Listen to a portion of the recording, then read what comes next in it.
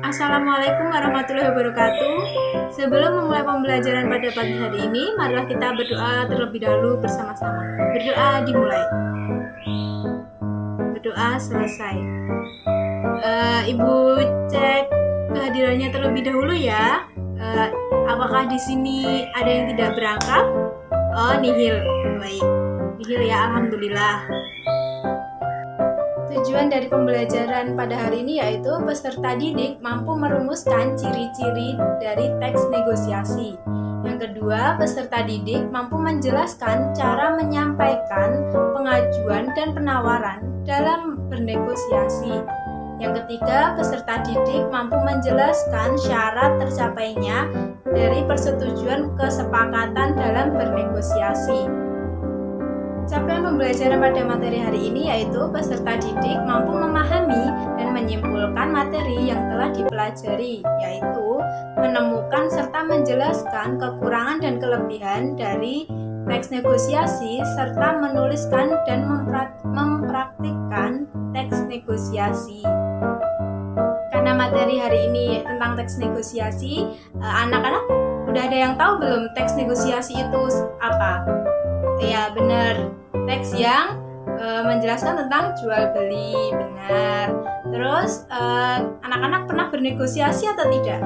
Pernah? Oh, ya, di mana? Di pasar. Ya, baik. Bernegosiasi dengan penjual apa? Penjual ikan. Wah, baik sekali. Baik, teks negosiasi yaitu sebuah bentuk teks interaksi sosial yang bertujuan agar memperoleh suatu kesepakatan antara pihak-pihak yang terlibat dan memiliki kepentingan yang berbeda. Pihak-pihak yang kemudian melakukan negosiasi mempunyai hak terhadap hasil yang nantinya akan atau telah disepakati bersama. Hasil akhir dari negosiasi tersebut harus memiliki persetujuan dari masing-masing pihak yang terlibat agar nantinya seluruh pihak dapat secara sadar menyetujui hasil tersebut dan menjadi kesepakatan bersama. Itulah hasil akhir dari bernegosiasi. Ciri-ciri dari teks negosiasi ada 6. Yang pertama, melibatkan dua belah pihak atau lebih, baik secara perseorangan, kelompok, maupun perwakilan organisasi atau perusahaan. Yang kedua, pada umumnya berbentuk komunikasi langsung atau tatap muka menggunakan bahasa lisan, didukung oleh gerak tubuh dan ekspresi wajah. Dalam komunikasi tertulis, negosiasi dinyatakan dalam bentuk surat penawaran atau surat permintaan penawaran. Nah, yang ketiga, mengandung konflik, pertentangan ataupun perselisihan. Yang keempat, menyelesaikannya melalui tawar-menawar dan tukar-menukar. Yang kelima, menyangkut suatu rencana, program, suatu keinginan atau sesuatu yang belum terjadi. Dan yang terakhir, yang keenam, yaitu berujung pada dua hal, yaitu sepakat atau tidak sepakat. Nah, tujuan dari teks negosiasi yaitu yang pertama, mencapai kesepakatan yang memiliki kesamaan persepsi, saling mengerti, dan persetujuan. Nah, yang kedua, mencapai penyelesaian atau jalan keluar dari masalah yang dihadapi secara bersama. Nah, yang terakhir, yang ketiga, mencapai kondisi saling menguntungkan dan tidak ada yang dirugikan. Unsur-unsur dari teks negosiasi ada 4. Yang pertama, memperhatikan pengajuan dan penawaran, yaitu penjual mengajukan harga dan pembeli akan menawarnya. Terus yang kedua, melibatkan partisipan. Partisipan itu siapa? Partisipan itu ya pembeli itu tersendiri. Yang dimaksud partisipan itu adalah pembelinya. Terus yang ketiga, ketidaksepakatan menandakan tidak ada negosiasi. Jadi kalau tidak ada kesepakatan dalam dua belah pihak tadi, itu tidak terjadi negosiasi. Yang dimaksud negosiasi yaitu antara kedua belah pihak ini sama-sama setuju di hasil akhirnya, di antara penjual dan pembeli. Nah, Kalau keduanya setuju, maka dinyatakan negosiasi berhasil. Kalau tidak, berarti negosiasi belum terlaksana. Terus yang terakhir, yang keempat, terdapat persetujuan dan kesepakatan. Nah, sama seperti tadi, hasil dari negosiasi ini yaitu kesepakatan antara dua belah pihak tadi, yang nanti menghasilkan kesepakatan bersama.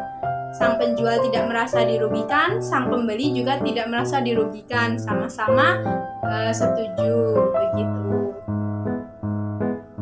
Nah, anak-anak, mari kita simak contoh teks negosiasi ini. Nah, ini contoh teks negosiasi antara pembeli dan penjual mangga. Pembeli, berapa harga mangga sekilo ini, Bang? Penjual, 30.000, Bu. Murah. Pembeli menjawab, boleh kurang kan, Bang? Lalu penjual menjawab lagi, belum boleh, Bu. Barangnya bagus loh, Ibu. Ini bukan karbitan matang pohon. Pembeli menjawab, iya, Bang, tapi harganya boleh kurang kan? Kan lagi musim, Bang. 20.000 saja ya. Lalu penjual menjawab, belum boleh, Bu. 28.000 ya, Bu. Biar saya dapat untung, Bu. Terus pembeli menjawab lagi, baiklah, tapi saya boleh milih sendiri kan, Bang? Lalu penjual menjawab, asal jangan pilih yang besar-besar, Bu, nanti saya rugi. Lalu pembeli menjawab lagi, iya, Bang, yang penting saya dapat mangga yang bagus dan tidak busuk. Lalu penjual menjawab, saya jamin, Bu, kalau ada yang busuk boleh ditukar. Pembeli lalu menjawab lagi, baiklah, saya ambil 3 kilo ya, Pak. Nah, akhirnya penjual mempersilahkan pembeli untuk memilih dan menimbang sendiri mangga yang dibelinya. Nah, itu adalah salah satu contoh teks dari teks negosiasi di pasar antara penjual buah mangga dengan pembeli. Dan dinyatakan negosiasi berhasil karena apa? Karena penjual dan pembeli sama-sama sepakat. Nah, sekarang kita akan mencari kekurangan dan kelebihan dari teks negosiasi. Sebelum mencari kelebihan dan kekurangannya, anak-anak silakan membaca teks negosiasinya terlebih dahulu.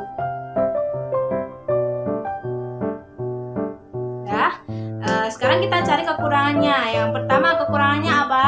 Yaitu pengusaha berbicara kurang sopan dan cenderung ngotot.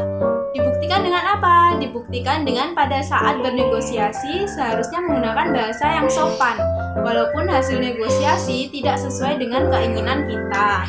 Terus yang kedua, banyak mengucapkan kata saat berbicara.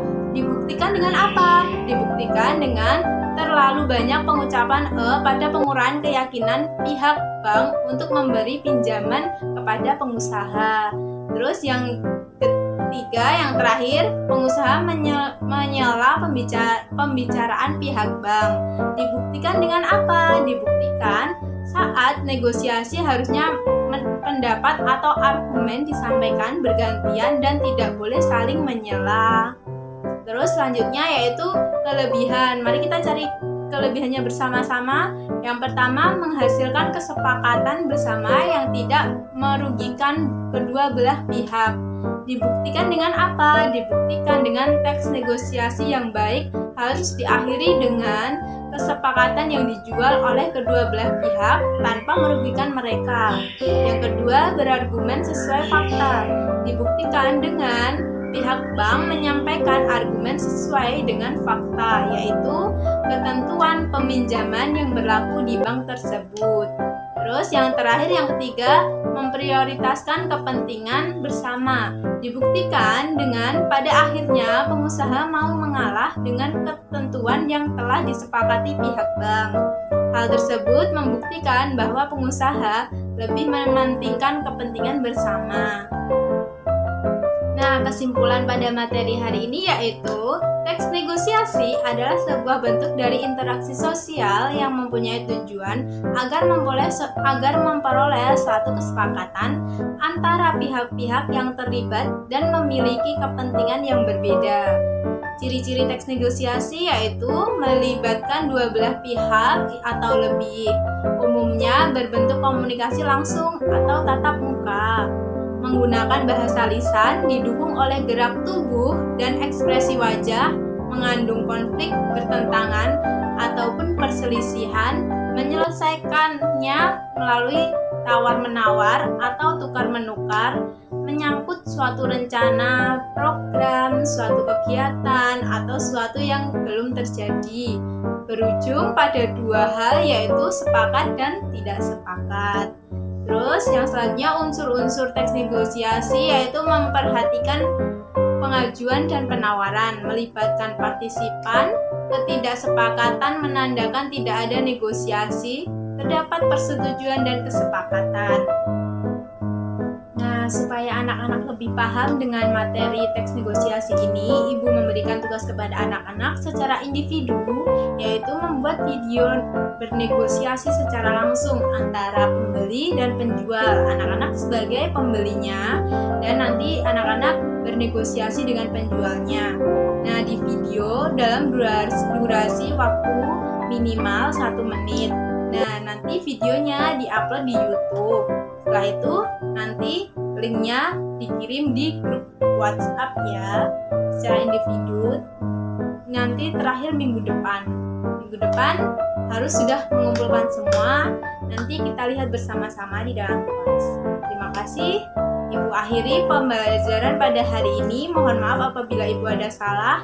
Wassalamualaikum warahmatullahi wabarakatuh.